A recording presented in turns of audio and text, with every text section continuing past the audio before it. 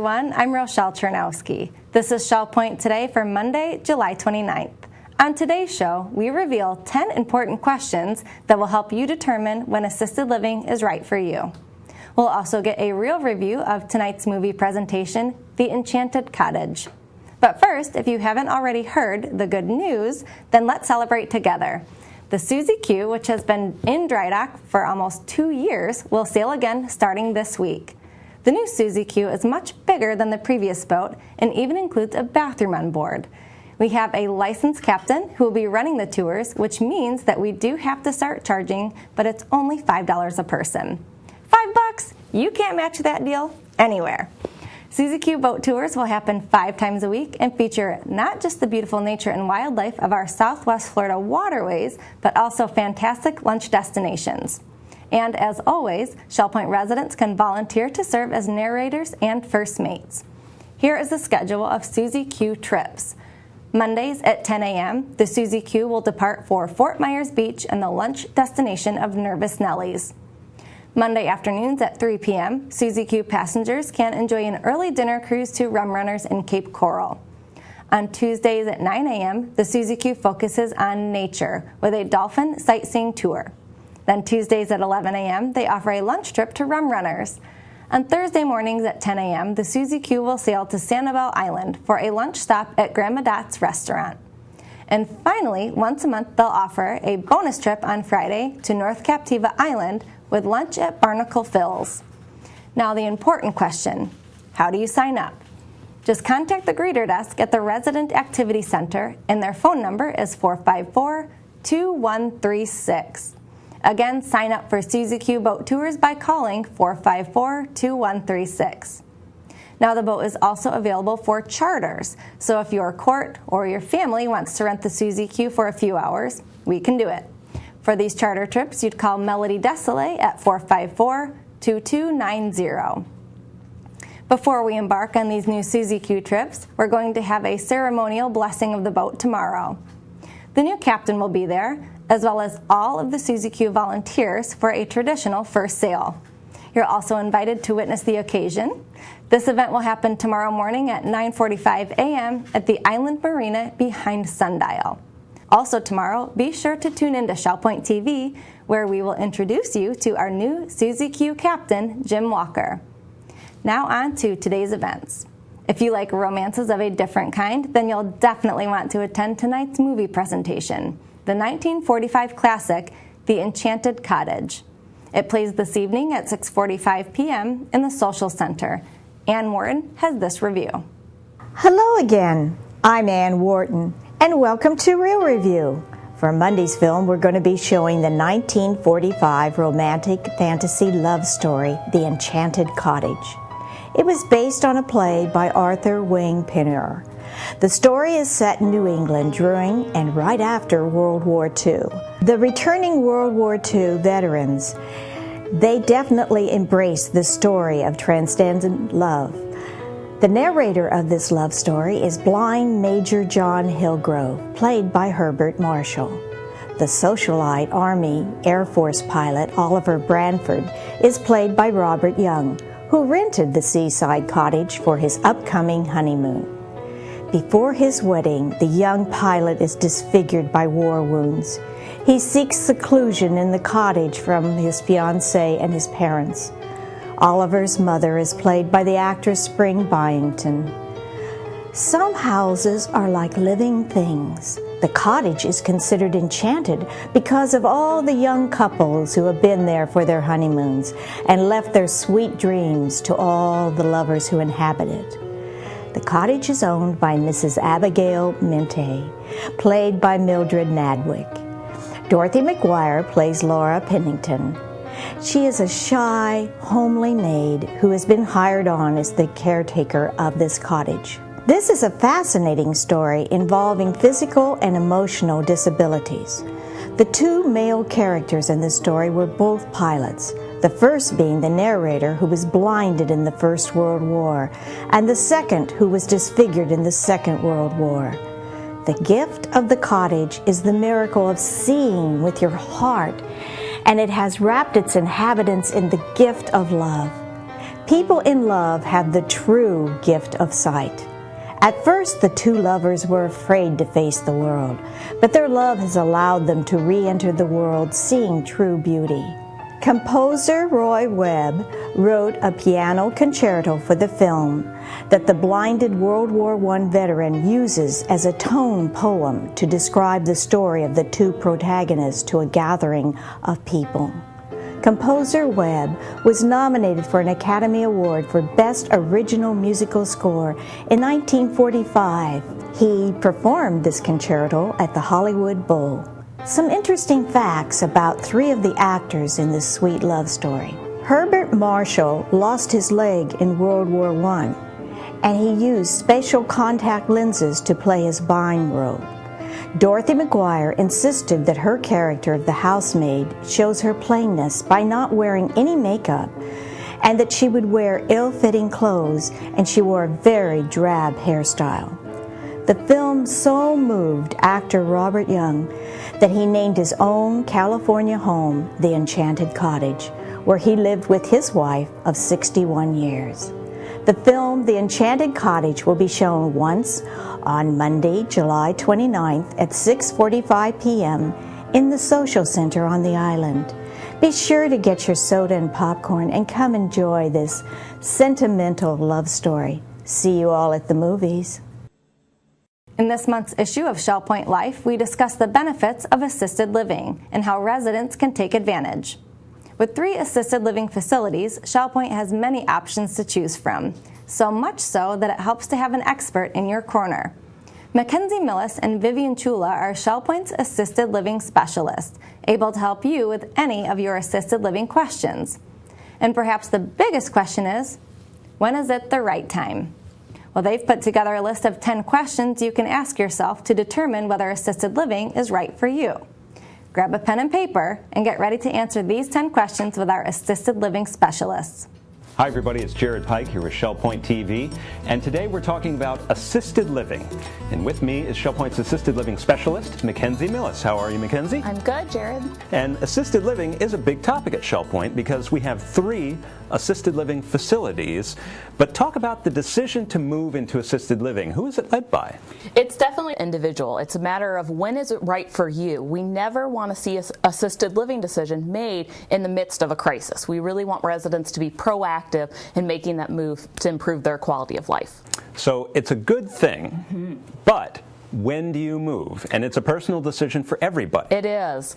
One of the things that we've done is we really have tried to educate residents to understand what is assisted living and then give themselves some questions to ask to help them determine when should I be thinking about it? And is that decision maybe in the near future, or do I have some time and it's not something I need to worry about today? Well, I happen to have those questions right here. There are 10 questions, and we want people to ask themselves these questions. We'll just go through them one at a time. Number 1, do you have a fear of falling and worry there will be no one there to help? Now, this is a concern? It is. It's definitely a concern. One of the nice things about independent living is residents have that emergency pull cord. So they can pull in the case of emergency, whether it's a fall or any kind of health crisis. But a lot of the concerns come into, if I was to fall and I can't reach that, how long am I going to be on the floor for? How am I going to know that? What is the response time going to be in terms of an emergency? In an assisted living, it's a much smaller and precise response time because we have staff in the building 24 hours a day to help. And they're always checking up. That's wonderful. Number 2, do you forget to take your medications? Now, medications are a big deal for people. They are. And the second question I always ask is not only do you forget to take your medications, but do you know what each one of your medications is for? With the healthcare system today, it's very important for residents to be proactive in caring for their health. And part of that is knowing what you are taking and when you're taking it and why. And if you're finding yourself slipping a little bit, there's great news. Assisted living and the nurses in our assisted living facilities can help with that, whether it's pill box or nurse administration of medications. That's great. That's great. Number 3, Do you struggle getting ready in the morning? This is a big one. It is, and it's kind of a two-part. It's energy management. How much time are you spending with kind of the chores of the day, that grind of getting ready? Are you finding the activities calendar on a daily basis? You're choosing the activities that start a little bit later in the day because you just can't make it to that 9 o'clock fitness class or that 10 a.m. educational program. In assisted living, we've got staff that can help you. Number 4, do you feel lonely or depressed? So the emotional factor plays in. The emotional factor definitely plays in, and it's also related to that. If you're struggling a little bit, you're probably not getting out and about as easily as you used to. In assisted living, we have a full-time activities leader that plans enough programming that you can stay active in the assisted living building, but you still have the whole Shell Point community available to you. It's impossible to be lonely in those assisted living facilities. Number 5, is your home less clean and tidy than it used to be? Interesting. Yes, and are the dishes and the laundry becoming a burden? Those are things that we often find. With the housekeeping that's provided by Shell Point, you get a little bit of assistance, but the laundry and the dishes are the two that we often find as the areas that people struggle to keep up with, or for couples, maybe one person used to be the primary provider of those services, and now because of health roles, the situation's changed and now someone else is being responsible. We take all of that burden away with assisted living services, and then we can add to it by also making your bed on a daily basis, which is that would be wonderful. I would love to take advantage of that. Number 6, do you fear losing your balance in the shower? Now tell us about that. You know, it's a scary thing, even if you haven't fallen. If you're unsteady on your feet, often getting out of bed in the middle of the night with no one there to help and getting in and out of the shower are the most difficult portions of the day. And often, if you have had a fear, that fear of refalling, or you know the statistics against falling and how dangerous they are for seniors, that it really, people find themselves not showering as frequently as they used to. And that's a shame, because it's such an important thing of personal hygiene and dignity that we want residents to be able to get the care they need, even if it requires a little bit of more support than they have previously needed. And assisted living can provide as much or as little support as a person needs. Yes.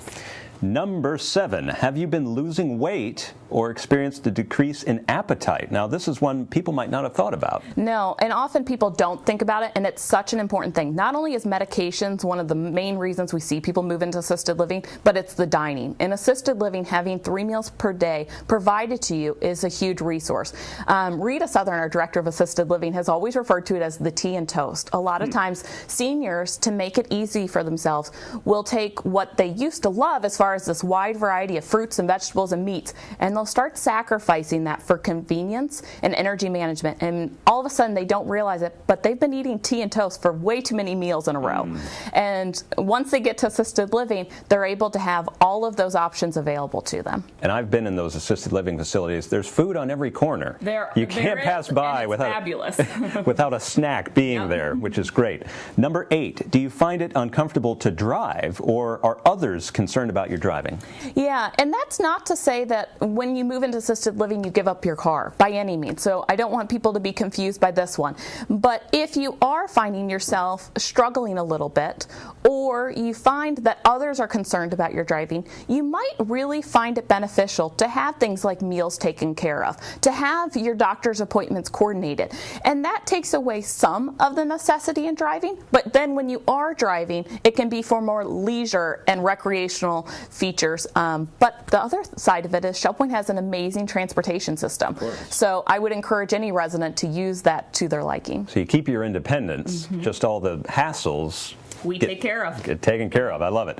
Number 9, have you stopped attending many of the social activities you once loved? Now, you've seen this? Yes, very much so. We often say isolation is the enemy of positive aging, and it is such a key thing to keeping us motivated, to keeping us happy, spiritually, physically, and emotionally. And socialization can provide all of those things.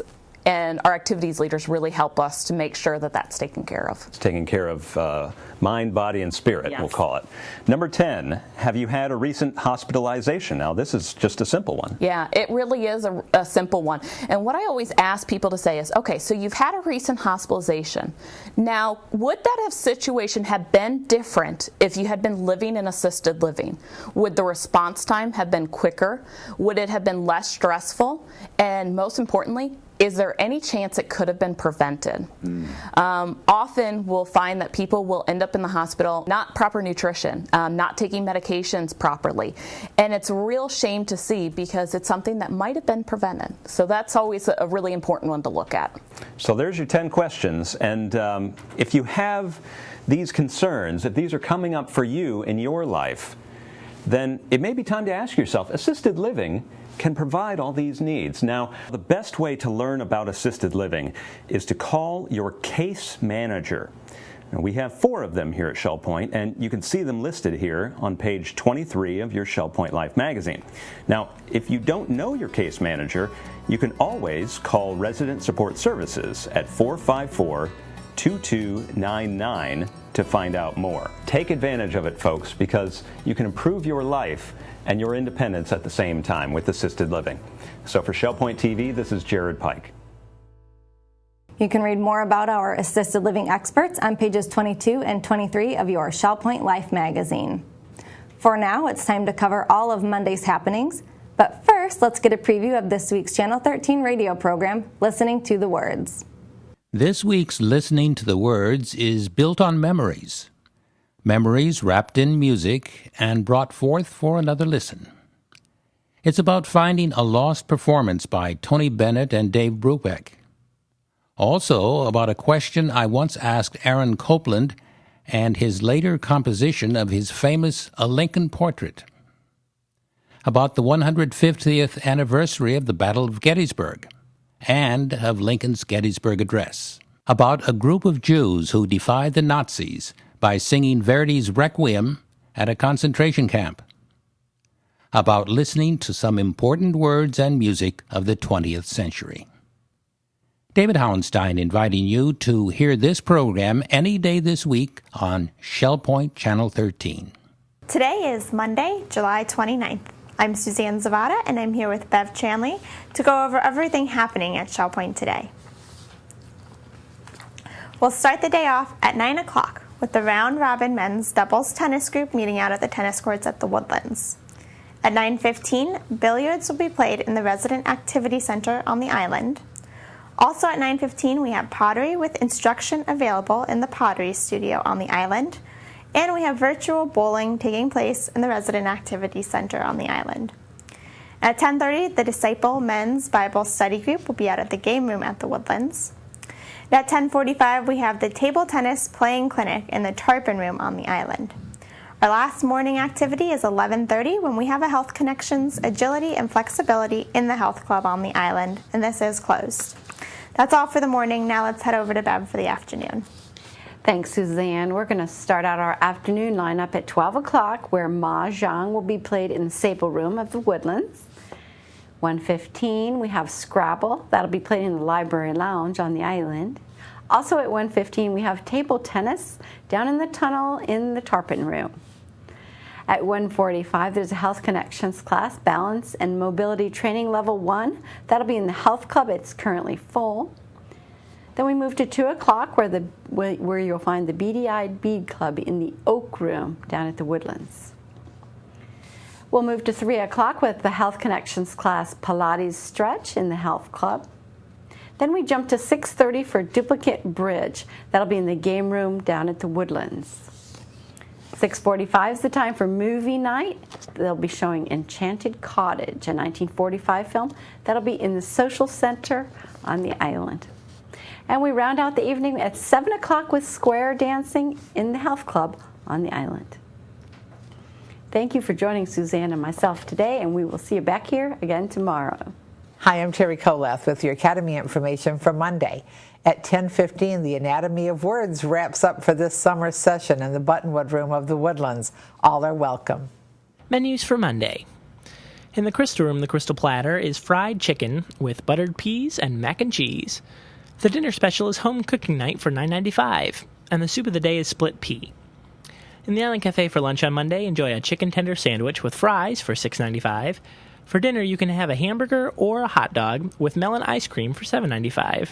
And the Palm Grill is closed on Mondays. All menus are available 24 hours a day at www.shellpoint.net. Hi, welcome to the Village Church Connections. I'm Andy Hawkins, Senior Pastor of the Village Church, and I'm here today to talk to you, believe it or not, about the Puritans. And that's because a number of people have recognized in the short time that I've been here, Puritan literature seems to surface from time to time in my messages. And so someone thought that it might be a good idea to talk a little bit about that and to maybe get you reacquainted or acquainted in the first place about a group of people who wrote some wonderful Christian literature. Now, it's interesting, as I've begun teaching here, you might have remembered that I started a series this past Sunday evening called The Last Revelation of Christ. And that series actually was inspired by a book that I read a number of years ago by a 17th century English Puritan by the name of William Greenhill. And his book was entitled Christ's Last Disclosure of Himself. And it's really about the last couple of verses in the book of Revelation, the last opportunity that Jesus takes to actually tell us something about himself before the conclusion of Scripture. And it's a wonderful, insightful study that I found worth actually building into a sermon series. We also might remember that back in the fall when I candidated here, I preached on 1 Corinthians 13. And I used a number of insights from Jonathan Edwards in his wonderful treatise on 1 Corinthians 13 called Charity and Its Fruits. And so Puritan literature has been very important in a lot of the thinking that I have been engaged in, and it tends to show up from time to time in some of my messages. Now you might wonder, well, who were the Puritans? It's kind of interesting. Someone wants to find a Puritan as someone who was very concerned that somebody somewhere might be having a good time. Now that's obviously a caricature, and it was usually the kind of caricature that was very frequent with respect to the enemies of the Puritans. Actually, the Puritans were a very joyful people. They sought to live for the glory of God and to apply biblical Christianity to every aspect of life. And they loved life, and they celebrated life, and so they were anything but joyless. At the same time, they have been misrepresented in many respects over the years. Now, were they a perfect people? Well, heavens no, they were not a perfect people. They had their blind spots like everybody else does. But because they sought to apply biblical Christianity to every area of life, they produced some wonderful Christian literature. Generally speaking, the Puritans lived in the 17th and 18th centuries, mainly in England, but also in America. You might know that Jonathan Edwards was an American Puritan, as was George Whitefield. But there has been an increased interest in scholarship among or about Puritans in recent years, among those in universities and seminaries. One example of that is this extraordinary volume by Joel Beakey and Mark Jones entitled Puritan Theology, Doctrine for Life. I mean, in a book like this, that's just been recently produced, examining various dimensions of Puritan thought on a whole range of biblical issues. And there have been a lot of books that have been rewritten of the Puritans that have made them accessible to those of us modern Americans. And so, for instance, I have a whole pile of them here. Books like The True Christian's Love to the Unseen Christ, one of my favorites. Christopher Love's Grace, book on grace, and then a compilation of Puritan writings on loving one another are all books that have been produced by Sola Deo Gloria Publishing, which is now owned by Reformation Trust publishers. I have a number of favorites that I have loved to enjoy, and as a matter of fact, one of the things that I've very much treasured in my own devotional life is a little book called The Valley of Vision. And it's a book that has Puritan prayers and poems and devotions, and I find myself almost daily reading something out of this particular book that I think is a great treasure. I'd like to give you just a brief insight into one of the quotations that I like very much to give you a flavor of some of the writing of the Puritans. This is from Jonathan Edwards, and it has to do with his description of heaven. And he writes this: "But oh, what rest there is in that world which the God of peace and love fills fills with his own gracious presence, and into which the Lamb of God lives and reigns, filling it with the brightest and sweetest beams of his love, where there is nothing to disturb or offend, and no being or object to be seen that is not surrounded with perfect amiableness and sweetness, where the saints shall find and enjoy all that they love and so be perfectly satisfied. And he goes on and on and on, listing the wonderful attributes of heaven. And so you can get a taste of what Puritan literature is like and how encouraging it can be, and I would very much invite you to be interested in Puritan literature. If you're interested in the Puritans themselves and the kind of thought, I would highly recommend a modern book about them by J.I. Packer called A Quest for Godliness. This is an excellent introduction to the Puritans. We actually have this one in our church library. At least it'll be in our church library when I sneak it back in there this afternoon, because I just took it out here just for this show. But A Quest for Godliness is an excellent introduction to Puritan literature.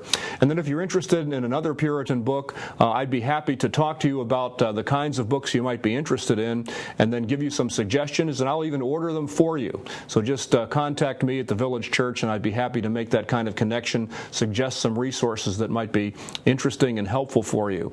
But I would very much encourage you to examine Puritan literature if you're a serious believer, because they really did have a great deal of insight into the Scriptures and into how to apply the Scriptures in every dimension of life. So thank you for joining us in Village Church Connections, and we'll look forward to seeing you very soon. We're glad you joined us for today's show. Tune in tomorrow as we learn about the barber services available at the Shell Point Salon. We'll also meet the new captain of the Suzy Q, Jim Walker, who will soon be piloting the new boat 5 times a week. Until then, this is Shell Point Today for Monday, July 29th. I'm Rochelle Chernowski. From all of us here at Shell Point TV, we hope you have a great day, and we'll see you again tomorrow.